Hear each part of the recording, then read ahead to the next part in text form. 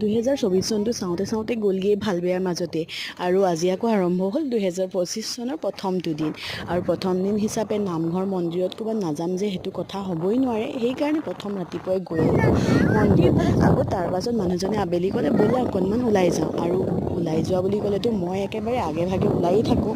আৰু মই যে নাযাম সেইটো হ'বই নোৱাৰে সেইকাৰণে মানুহজনৰ লগতে ওলাই আহিলোঁ অকণমান শিলঘাটলৈ বুলি আৰু দেখিছেই নহয় পূৰা পিকনিক চলিয়ে আছে বছৰৰ যিহেতু আজি প্ৰথমটো দিন